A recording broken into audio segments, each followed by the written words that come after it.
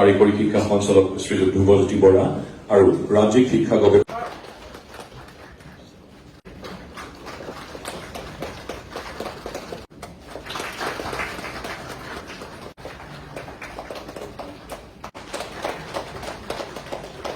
জোনালী বসুমতাৰী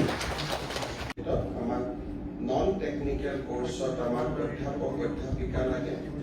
আজি আমি তেনে 11 গৰাকী সহকাৰী অধ্যাপক অধ্যাপিকা বিএড আৰু ডিএলএড কোৰ্সসমূহ চলাই আহিছে